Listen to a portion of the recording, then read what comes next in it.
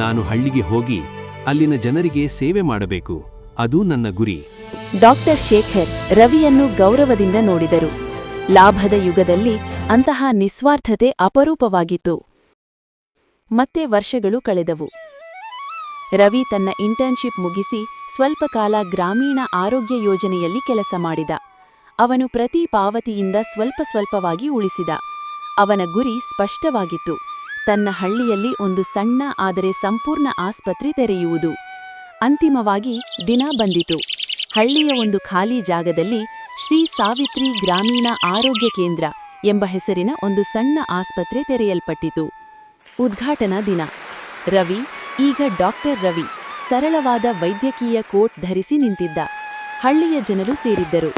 ರವಿ ಮಾತನಾಡಲು ಎದ್ದ. ನನ್ನ ಪ್ರೀತಿಯ ಹಳ್ಳಿಯವರೇ, ಇಂದು ನನ್ನ ಜೀವನದ ಕನಸು ನನಸಾಗುತ್ತಿದೆ. ಈ ಆಸ್ಪತ್ರೆ ಕೇವಲ ಕಟ್ಟಡವಲ್ಲ, ಇದು ಒಂದು ವಚನದ ನೆರವೇರಿಕೆ. ಬಹು ವರ್ಷಗಳ ಹಿಂದೆ ನನ್ನ ತಾಯಿ ತೀವ್ರ ಅಸ್ವಸ್ಥಳಾಗಿದ್ದಳು. ನನಗೆ ಔಷಧಿ ತೆಗೆದುಕೊಳ್ಳಲು ಹಣ ಇರಲಿಲ್ಲ. ಆ ಸಮಯದಲ್ಲಿ ಒಬ್ಬ ಮನುಷ್ಯರು ತಮ್ಮ ಸ್ವಂತ ಕಷ್ಟಗಳಿದ್ದರೂ ನನಗೆ ಸಹಾಯ ಮಾಡಿದರು. ಅವರು ಹೇಳಿದರು, ನಾವು ಮಾಡಿದ ಒಳ್ಳೆಯತನ ಯಾವಾಗಲಾದರೂ ಹಿಂದಿರುಗಿ ಬರುತ್ತದೆ. ಇಂದು ನಾನು ಅವರ ಮಾತಿನ ಸತ್ಯತೆಯನ್ನು ನಿಮ್ಮ ಮುಂದೆ ನಿಲ್ಲಿಸುತ್ತಿದ್ದೇನೆ. ಈ ಆಸ್ಪತ್ರೆಯಲ್ಲಿ ಬಡವರು, ನಿರ್ಗತಿಕರು ಯಾವುದೇ ಹಣವಿಲ್ಲದೆ ಚಿಕಿತ್ಸೆ ಪಡೆಯಬಹುದು. ಇದು ಆ ಮಹಾನುಭಾವರಿಗೆ ನನ್ನ ಕೃತಜ್ಞತೆ. ಜನರು ಚಪ್ಪಾಳೆ ತಟ್ಟಿದರು. ರವಿಯ ತಾಯಿ ಈಗ ವೃದ್ಧೆಯಾಗಿದ್ದಳು. ಕಣ್ಣೀರು ತುಂಬಿದ ಕಣ್ಣುಗಳಿಂದ ಮಗನನ್ನು ನೋಡಿದಳು. ಆದರೆ ಆ ಸಭೆಯಲ್ಲಿ ರಾಮಯ್ಯ ಇರಲಿಲ್ಲ. ಅವನು ಸ್ವಲ್ಪ ಅನಾರೋಗ್ಯದಿಂದಾಗಿ ಮನೆಯಲ್ಲೇ ಇದ್ದ. ರವಿ ಅವನ ಬಗ್ಗೆ ಕೇಳಿದ್ದ, ಆದರೆ ಯಾರೂ ಅವನನ್ನು ಗುರುತಿಸಲಿಲ್ಲ. ರಾಮಯ್ಯನವರು? ಹೌದು, ಒಳ್ಳೆಯ ಮನುಷ್ಯ, ಆದರೆ ಅವರು ಈಗ ಸ್ವಲ್ಪ ಕಾಯಿಲೆಯಾಗಿದ್ದಾರೆ ಎಂದು ಯಾರೋ ಹೇಳಿದ್ದರು. ಆಸ್ಪತ್ರೆ ಕಾರ್ಯಾರಂಭ ಮಾಡಿತು. ಮೊದಲ ದಿನದಿಂದಲೇ ಬಡ ರೋಗಿಗಳು ಬರತೊಡಗಿದರು. ರವಿ ಪ್ರತಿಯೊಬ್ಬರನ್ನೂ ರಾಮಯ್ಯನನ್ನು ನೆನಪಿಸಿಕೊಂಡು ನೋಡಿಕೊಂಡ. ಅವನು ಆ ಹಳೆಯ ರಸೀದಿಯನ್ನು ತನ್ನ ಡೆಸ್ಕ್ ಗಾಜಿನ ಕೆಳಗೆ ಇಟ್ಟಿದ್ದ. ಅದು ಅವನ ನೈತಿಕ ದಿಕ್ಸೂಚಿ. ಆದರೆ ಜೀವನದ ವ್ಯಂಗ್ಯವೆಂದರೆ, ಒಳ್ಳೆಯತನದ ಚಕ್ರವು ತನ್ನ ಸಂಪೂರ್ಣ ವೃತ್ತವನ್ನು ಸುತ್ತಲು ಇನ್ನೂ ಸಿದ್ಧವಾಗಿರಲಿಲ್ಲ. ಮತ್ತೆ ಕೆಲವು ವರ್ಷಗಳು ಕಳೆದವು. ರಾಮಯ್ಯನಿಗೆ ಈಗ 70 ವರ್ಷಗಳಾಗಿದ್ದವು. ಅಂಗಡಿ ಇನ್ನೂ ನಡೆಯುತ್ತಿತ್ತು, ಆದರೆ ಅದರ ಗತಿ ನಿಧಾನವಾಗಿತ್ತು. ಅನಿತಾ ಈಗ ನಗರದಲ್ಲಿ ಒಂದು ಚಿಕ್ಕ ಕಚೇರಿ ಕೆಲಸ ಮಾಡುತ್ತಿದ್ದಳು. ಆದರೆ ಅವಳ ಸಂಬಳ ಕುಟುಂಬದ ಅಗತ್ಯಗಳನ್ನು ಪೂರೈಸಲು ಸಾಕಾಗುತ್ತಿರಲಿಲ್ಲ. ಲಕ್ಷ್ಮಿ ಮತ್ತು ರಾಮಯ್ಯ ಸರಳ ಜೀವನವನ್ನು ನಡೆಸುತ್ತಿದ್ದರು. ಒಂದು ಬೇಸಿಗೆ ರಾತ್ರಿ ತೀವ್ರವಾದ ಮಳೆ ಬಂದಿತು. ಗುಡುಗು, ಸಿಡಿಲು, ಪ್ರಚಂಡ ಮಳೆ. ರಾತ್ರಿ 2 ಗಂಟೆ. ರಾಮಯ್ಯನಿಗೆ ಹಠಾತ್ತಾಗಿ ಎದೆಯಲ್ಲಿ ತೀವ್ರ ನೋವು ಆರಂಭವಾಯಿತು. ಅವನು ಗಟ್ಟಿಯಾಗಿ ನರಳಿದ. ರಾಮಯ್ಯ, ರಾಮಯ್ಯ, ಏನಾಯಿತು? ಎದೆಯಲ್ಲಿ ನೋವು. ಲಕ್ಷ್ಮಿ ದೀಪವನ್ನು ಆರಿಸಿದಳು. ರಾಮಯ್ಯನ ಮುಖ ಬಿಳುಪಾಗಿತ್ತು. ಅವನು ಬೆವರಿನಲ್ಲಿ ನೆನೆದಿದ್ದ. ಲಕ್ಷ್ಮಿ ಗಾಬರಿಯಿಂದ ಕೂಗಿದಳು, ಅನಿತಾ, ಬೇಗ ಎದ್ದೇಳು, ನಿನ್ನ ಅಪ್ಪನಿಗೆ ತುಂಬಾ ಕೆಟ್ಟದಾಗಿದೆ. ಆಘಾತ ಅನ್ಸುತ್ತೆ, ಬೇಗ ಆಸ್ಪತ್ರೆಗೆ ಹೋಗ್ಬೇಕು. ಸಮಸ್ಯೆ ಒಂದೇ, ಆಸ್ಪತ್ರೆಗೆ ಕೊಂಡೊಯ್ಯಲು ಆಂಬ್ಯುಲೆನ್ಸ್ ಕರೆಯಲು ಹಣ, ಆಸ್ಪತ್ರೆಯ ಠೇವಣಿ. ರಾಮಯ್ಯನ ಕುಟುಂಬದ ಬಳಿ ಯಾವುದೇ ಉಳಿತಾಯವಿರಲಿಲ್ಲ.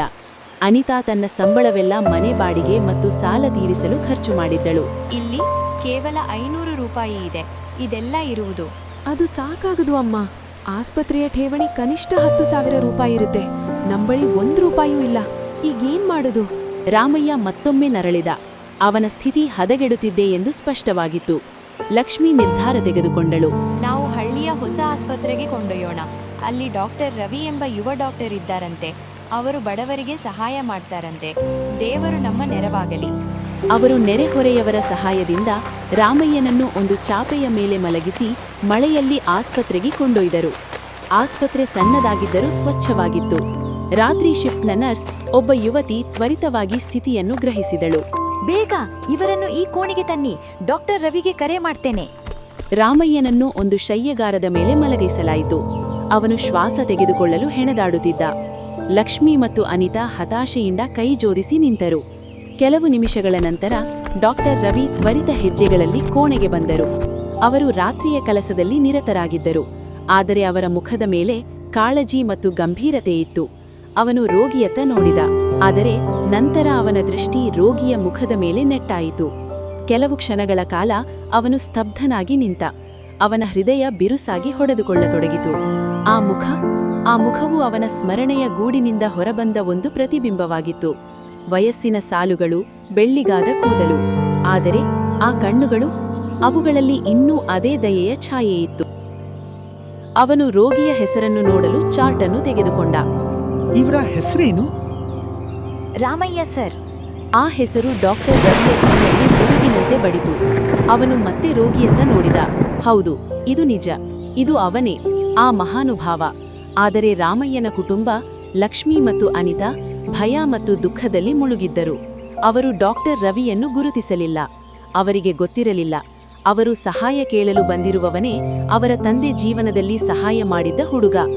ಡಾಕ್ಟರ್ ರವಿಯ ಮನಸ್ಸಿನಲ್ಲಿ ಒಂದು ಯುದ್ಧ ನಡೆಯಿತು. ತಕ್ಷಣವೇ ಗುರುತಿಸಬೇಕೇ? ಆದರೆ ರಾಮಯ್ಯನ ಸ್ಥಿತಿ ತುರ್ತಾಗಿದೆ. ಚಿಕಿತ್ಸೆ ಮೊದಲು, ಭಾವನೆಗಳು ನಂತರ. ಚಿಂತಿಸಬೇಡಿ, ನಾನು ನೋಡಿಕೊಳ್ಳುತ್ತೇನೆ. ಇವರ ಸ್ಥಿತಿ ತುರ್ತಾಗಿದೆ. ನಾವು ತಕ್ಷಣ ಚಿಕಿತ್ಸೆ ಆರಂಭಿಸಬೇಕು. ಅವನು ನರ್ಸ್ಗಳಿಗೆ ಆದೇಶಗಳನ್ನು ವೇಗವಾಗಿ ನೀಡಿದ. ಆಕ್ಸಿಜನ್, ಇಸಿಜಿ, ಆಸ್ಪಿರಿನ್, ಐವಿ ಲೈನ್ ರೆಡಿ ಮಾಡಿ. ಅವನ ಸ್ವರದಲ್ಲಿ ಆತಂಕವಿರಲಿಲ್ಲ, ಆತ್ಮವಿಶ್ವಾಸವಿತ್ತು. ಲಕ್ಷ್ಮಿ ಮುಂದೆ ಬಂದಳು. ಅವಳ ಕೈಗಳು ನಡುಗುತ್ತಿದ್ದವು. ಡಾಕ್ಟರ್ ಸರ್, ನಾವೀಗ ಹಣ ಕೊಡಲು ಸಾಧ್ಯವಿಲ್ಲ. ಠೇವಣಿ ನಮ್ಮಲ್ಲಿಲ್ಲ. ಆದರೆ ದಯವಿಟ್ಟು ಅವರ ಚಿಕಿತ್ಸೆ ಮಾಡಿ. ನಾನು ನನ್ನ ನೆಕ್ಲೆಸ್ ಕೊಡ್ತೀನಿ, ಏನ್ ಬೇಕಾದ್ರೂ. ಡಾಕ್ಟರ್ ರವಿ ಲಕ್ಷ್ಮಿಯ ಕಡೆ ತಿರುಗಿದ. ಅವನು ಅವಳ ಕಣ್ಣುಗಳಲ್ಲಿ ಅದೇ ಹತಾಶೆಯನ್ನು ನೋಡಿದ. ಅದು ಅನೇಕ ವರ್ಷಗಳ ಹಿಂದೆ ಅವನ ಸ್ವಂತ ಕಣ್ಣುಗಳಲ್ಲಿ ಇತ್ತು. ಅವನ ಹೃದಯ ಕರಗಿತು. ಅಮ್ಮ, ನಿಮ್ಮ ನೆಕ್ಲೆಸ್ ಬೇಡ. ಈ ಆಸ್ಪತ್ರೆಯಲ್ಲಿ ಹಣವಿಲ್ಲದೆ ಚಿಕಿತ್ಸೆ ಪಡೆಯಲು ಯಾರೂ ನಿರಾಕರಿಸಲ್ಪಡುವುದಿಲ್ಲ. ದಯವಿಟ್ಟು ಹೊರಗೆ ಕಾಯಿರಿ. ನಾನು ನಿಮ್ಮ ತಂದೆಯನ್ನು ಉತ್ತಮವಾಗಿ ಮಾಡುತ್ತೇನೆ ಎಂದ ವಾಗ್ದಾನ ಮಾಡುತ್ತೇನೆ. ಅವನು ಚಿಕಿತ್ಸಾ ಕೋಣೆಗೆ ತಿರುಗಿದ. ದ್ವಾರ ಮುಚ್ಚಿತು. ಲಕ್ಷ್ಮಿ ಮತ್ತು ಅನಿತಾ ಹೊರಗಿನ ಬೆಂಚ್ನ ಮೇಲೆ ಕುಳಿತರು. ಅನಿತಾ ತನ್ನ ತಲೆಯನ್ನು ತಾಯಿಯ ಭುಜದ ಮೇಲಿಟ್ಟು ಅಳತೊಡಗಿದಳು. ಅಮ್ಮ, ಅಪ್ಪ ಇದ್ದ ಹಾಗೆಲ್ಲ ಜನರಿಗೆ ಸಹಾಯ ಮಾಡಿದ್ದಾರೆ. ಈಗ ನಮಗ್ ಸಹಾಯ ಮಾಡಲು ಯಾರೂ ಇಲ್ಲ. ನಾನ್ ಹೇಳ್ತಿದ್ದೆ, ಈ ಜಗತ್ತು ಹೀಗೆ ಇದೆ. ಮಗಳೇ, ನಂಬು. ನಿನ್ನ ಅಪ್ಪ ಒಳ್ಳೆಯವನು. ದೇವರವನನ್ನು ಕಾಪಾಡ್ತಾನೆ. ಡಾಕ್ಟರ್ ನೋಡಲು ಸಣ್ಣವರೇ ಕಂಡಿದರು. ಆದರೆ ಅವನ ಮುಖದಲ್ಲಿ ಒಂದು ದೃಢಚಿತ್ತ ಇತ್ತು.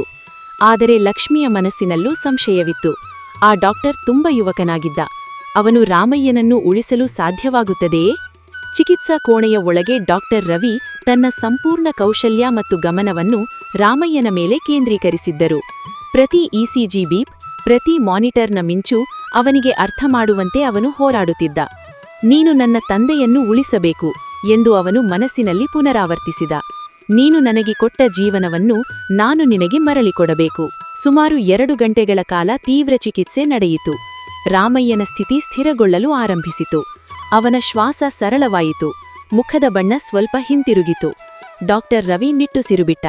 ಸ್ಥಿತಿ ಸ್ಥಿರವಾಗಿದೆ, ಆದರೆ ಇನ್ನೂ ಗಮನದ ಅಗತ್ಯವಿದೆ.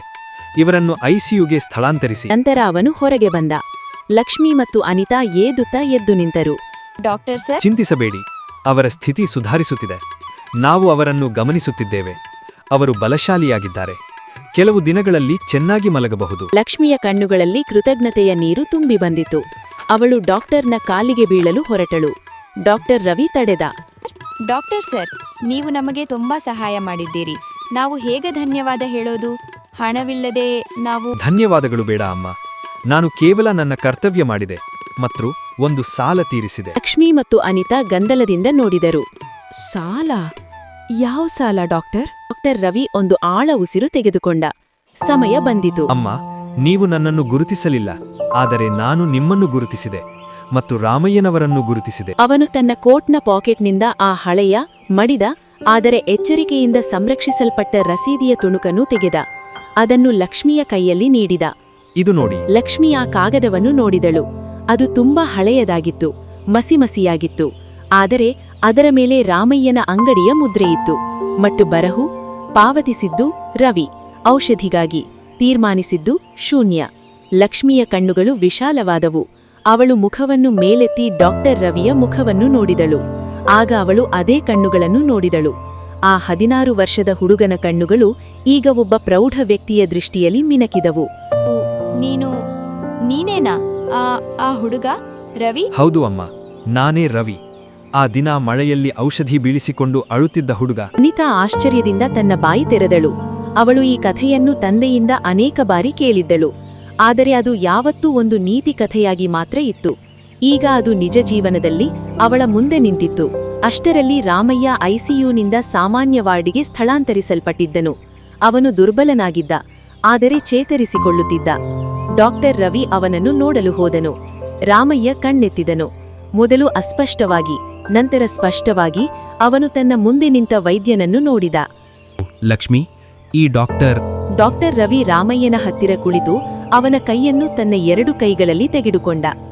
ರಾಮಯ್ಯನವರೇ, ನನ್ನನ್ನು ಗುರುತಿಸಲಿಲ್ಲವೇ? ರಾಮಯ್ಯ ಗಮನದಿಂದ ನೋಡಿದ. ಆ ಡಾಕ್ಟರ್ನ ಮುಖದ ರೇಖೆಗಳು, ಅವುಗಳಲ್ಲಿ ಏನೋ ಪರಿಚಿತವಾಗಿತ್ತು. ತನ್ನ ಜೀವನದಲ್ಲಿ ಅವನು ಅನೇಕರಿಗೆ ಸಹಾಯ ಮಾಡಿದ್ದ. ಆದರೆ ಒಬ್ಬರ ಮುಖ, ಆ ಹುಡುಗ. ರವಿ, ನೀನೇನಾ ಆ ರವಿ? ಹೌದು ಅಯ್ಯ, ನಾನೇ ಆ ರವಿ. ನೀವು ನನಗೆ ಕೊಟ್ಟ ಔಷಧಿಯ ಹಣ, ಅದು ನನ್ನ ತಾಯಿಯ ಜೀವವನ್ನು ಉಳಿಸಿತು. ಆದರೆ ಅದಕ್ಕಿಂತ ಹೆಚ್ಚಾಗಿ ನೀವು ನನಗೆ ಕೊಟ್ಟ ನಂಬಿಕೆ, ನಿಮ್ಮ ಒಳ್ಳೆಯತನ, ಅದು ನನಗೆ ಜೀವನದ ದಾರಿ ಕೊಟ್ಟಿತು. ಅದು ನನ್ನನ್ನು ಇಂದು ಇಲ್ಲಿಗೆ ತಂದಿತು, ನಿಮ್ಮ ಜೀವನವನ್ನು ಉಳಿಸಲು. ರಾಮಯ್ಯನ ಕಣ್ಣುಗಳಿಂದ ನೀರು ಸ್ರವಿಸಿತು. ಅವನು ಡಾಕ್ಟರ್ ರವಿಯ ಕೈಗಳನ್ನು ಗಟ್ಟಿಯಾಗಿ ಹಿಡಿದ. ಯಾವುದೇ ಮಾತುಗಳು ಅನವಶ್ಯಕವಾಗಿದ್ದವು. ಒಂದು ಒಳ್ಳೆಯತನದ ಸಾಲ ಅನೇಕ ವರ್ಷಗಳ ನಂತರ ಪೂರ್ಣವಾಗಿ ತೀರಿತು. ಅನಿತಾ ಇದೆಲ್ಲವನ್ನು ನೋಡುತ್ತಾ ನಿಂತಿದ್ದಳು. ಅವಳ ಹೃದಯ ಭಾರವಾಗಿತ್ತು. ಲಜ್ಜೆ, ಸಂತೋಷ, ಗೌರವ ಮತ್ತು ಪ್ರಜ್ಞೆಯಿಂದ ಅವಳು ನಿಶ್ಚಲಳಾದಳು. ಅವಳು ಮುಂದೆ ಬಂದು ತನ್ನ ತಂದೆಯ ಮಂಚದ ಬಳಿ ಮೊಣಕಾಲೂರಿದಳು. ಅಪ್ಪ, ನನ್ನನ್ನು ಕ್ಷಮಿಸಿ. ನಾನ್ ತಪ್ಪಾಗಿ ಅರ್ಥ ಮಾಡ್ಕೊಂಡಿದ್ದೆ. ನಾನ್ ಯೋಚಿಸಿದ್ದು ನಿಮ್ ಒಳ್ಳೆತನ ನಮ್ಮನ್ನು ಬೆರಿದ್ರರನ್ನಾಗಿ ಮಾಡ್ತದೆ ಅಂತ. ಆದ್ರೆ ಇಂದು ನಾನ್ ನೋಡ್ದೆ, ನಿಮ್ ಒಳ್ಳೆತನವೇ ನಮ್ಮನ್ನು ರಕ್ಷಿಸಿತು. ಇದು ವ್ಯರ್ಥವಾಗಿಲ್ಲ, ಇದ್ ನಿಜವಾಗ್ಲೂ ಹಿಂದಿರುಗಿ ಬಂತು. ರಾಮಯ್ಯ ತನ್ನ ಮಗಳ ತಲೆಯ ಮೇಲೆ ಕೈಯಿಟ್ಟ. ಮಗಳೇ, ಒಳ್ಳೆಯತನ ಎಂದಿಗೂ ವ್ಯರ್ಥವಾಗುವುದಿಲ್ಲ. ಅದು ಬೀಜದ ಹಾಗೆ. ನಾವು ಅದನ್ನು ನೆಟ್ಟಾಗ ಅದು ಯಾವಾಗ ಯಾವ ರೂಪದಲ್ಲಿ ಬೆಳೆಯುತ್ತದೆ ಎಂದು ನಮಗೆ ತಿಳಿಯದು. ಆದರೆ ಅದು ಖಂಡಿತ ಬೆಳೆಯುತ್ತದೆ. ಅನಿತಾ ತನ್ನ ದೃಷ್ಟಿಕೋನವನ್ನು ಸಂಪೂರ್ಣವಾಗಿ ಬದಲಾಯಿಸಿಕೊಂಡಳು. ಅವಳು ತನ್ನ ಖಾಲಿ ಸಮಯದಲ್ಲಿ ಆಸ್ಪತ್ರೆಯಲ್ಲಿ ಸ್ವಯಂ ಸೇವಕಿಯಾಗಿ ಕೆಲಸ ಮಾಡಲು ಆರಂಭಿಸಿದಳು. ಅವಳು ತನ್ನ ತಂದೆಯ ಪಾಠವನ್ನು ಅರ್ಥ ಮಾಡಿಕೊಂಡಿದ್ದಳು. ಒಂದು ದಿನ ರಾಮಯ್ಯ, ಲಕ್ಷ್ಮಿ, ಅನಿತಾ ಮತ್ತು ಡಾಕ್ಟರ್ ರವಿ ಆಸ್ಪತ್ರೆಯ ಬಳಿ ಇರುವ ಸಣ್ಣ ತೋಟದಲ್ಲಿ ಕುಳಿತಿದ್ದರು. ಸೂರ್ಯಾಸ್ತದ ಸುವರ್ಣ ಕಿರಣಗಳು ಅವರ ಮೇಲೆ ಬೀಳುತ್ತಿದ್ದವು. ಡಾಕ್ಟರ್ ರವಿಯಣ್ಣ, ನೀವ್ ಹೇಳಿದ್ ನಿಜ. ಒಳ್ಳೆತನದ ಚಕ್ರ ನಿಜವಾಗ್ಲೂ ಅಸ್ತಿತ್ವದಲ್ಲಿದೆ. ಅದು ಚಕ್ರವಲ್ಲ ಅನಿತಾ, ಅದು ಮಾನವೀಯತೆಯ ಮೂಲಭೂತ ನಿಯಮ. ನಾವು ನೀಡುವ ಪ್ರೇಮ ಮತ್ತು ಕರುಣೆ, ಅದು ಜಗತ್ತಿಗೆ ಹರಡುತ್ತದೆ. ಮತ್ತು ಒಂದು ದಿನ ಅದೇ ಪ್ರೇಮ ಮತ್ತು ಕರುಣೆ ಬೇರೆ ರೂಪದಲ್ಲಿ ನಮ್ಮ ಬಾಗಿಲನ್ನು ತಟ್ಟುತ್ತದೆ. ಲಕ್ಷ್ಮಿ, ನೆನಪಿದೆಯಾ? ನಾನು ಹೇಳುತ್ತಿದ್ದೆ, ನಾವು ಮಾಡಿದ ಒಳ್ಳೆಯತನ ಯಾವಾಗಲಾದರೂ ಹಿಂದಿರುಗಿ ಬರುತ್ತದೆ ಅಂತ. ಹೌದು ರಾಮಯ್ಯ, ಆದ್ರೆ ನಾನು ಎಂದೂ ಊಹಿಸಲಿಲ್ಲ ಅದು ಡಾಕ್ಟರ್ ರವಿಯ ರೂಪದಲ್ಲಿ ಬರುತ್ತೆ ಎಂದು. ನಾನು ಕೇವಲ ಒಂದು ಸಾಧನ ಮಾತ್ರ ಅಯ್ಯ. ನಿಮ್ಮ ಒಳ್ಳೆಯತನವೇ ನಿಜವಾದ ಶಕ್ತಿ. ಅದು ನನ್ನನ್ನು ಮತ್ತು ಈಗ 100 ರೋಗಿಗಳನ್ನು ಪ್ರಭಾವಿಸಿದೆ. ಆ ದಿನ ಅನಿತಾ ತನ್ನ ಜೀವನದ ಅತ್ಯಂತ ಮಹತ್ವದ ಪಾಠವನ್ನು ಕಲಿತುಕೊಂಡಳು. ಅದು ಪುಸ್ತಕಗಳಿಂದ ಬರುವ ಪಾಠವಲ್ಲ, ಜೀವನದ ಅನುಭವದಿಂದ ಬಂದ ಪಾಠವಾಗಿತ್ತು. ನಾವು ಮಾಡಿದ ಒಳ್ಳೆಯತನ ಎಂದಿಗೂ ಕಳೆದು ಹೋಗುವುದಿಲ್ಲ. ಅದು ನೀರಿನ ಮೇಲೆ ಬರೆಯುವ ವಲಯಗಳಂತೆ ದೂರ ದೂರಕ್ಕೆ ಹರಡುತ್ತದೆ ಮತ್ತು ಜೀವನದ ಅತ್ಯಂತ ಅಂಧಕಾರದ ಕ್ಷಣಗಳಲ್ಲಿ ಅದೇ ನಮ್ಮ ಜೀವನದಲ್ಲಿ ಬೆಳಕಾಗಿ ಮರಳಿ ಬರುತ್ತದೆ. ರಾಮಯ್ಯನ ಸರಳ ನಂಬಿಕೆ, ಅವನ ದಯೆ, ಅದು ಒಂದು ಹುಡುಗನ ಜೀವನವನ್ನು ಮಾರ್ಪಡಿಸಿತು. ಮತ್ತು ಆ ಹುಡುಗನ ಕೃತಜ್ಞತೆ, ಅವನ ನಿಷ್ಠೆ, ಅದು ಮತ್ತೆ ರಾಮಯ್ಯನ ಜೀವನವನ್ನು ರಕ್ಷಿಸಿತು. ಇದು ಒಂದು ಒಳ್ಳೆಯತನದ ಸಾಲದ ಕಥೆ. ಸಾಲವನ್ನು ತೀರಿಸಲು ಹಣ ಬೇಕಾಗಿಲ್ಲ, ಕೇವಲ ಪ್ರೇಮ, ಕರುಣೆ ಮತ್ತು ಮಾನವೀಯತೆ ಸಾಕು. ಮತ್ತು ಹಾಗೆ ಆ ಶಾಂತ ಹಳ್ಳಿಯಲ್ಲಿ ಶ್ರೀ ಸಾವಿತ್ರಿ ಗ್ರಾಮೀಣ ಆರೋಗ್ಯ ಕೇಂದ್ರ ಕೇವಲ ಒಂದು ಆಸ್ಪತ್ರೆಯಾಗಿ ಉಳಿಯಲಿಲ್ಲ, ಅದು ಒಂದು ಸ್ಮಾರಕವಾಯಿತು. ಒಬ್ಬ ಸಾಧಾರಣ ಮನುಷ್ಯನ ಅಸಾಧಾರಣ ದಯೆಗೆ ಮತ್ತು ಒಂದು ಒಳ್ಳೆಯತನವು ಹೇಗೆ ಪೂರ್ಣ ವೃತ್ತನನ್ನು ಸುತ್ತಿ ಎಲ್ಲರ ಜೀವನವನ್ನು ಶ್ರೀಮಂತಗೊಳಿಸುತ್ತದೆ ಎಂಬುದಕ್ಕೆ ಒಂದು ಜೀವಂತ ಸಾಕ್ಷಿಯಾಯಿತು.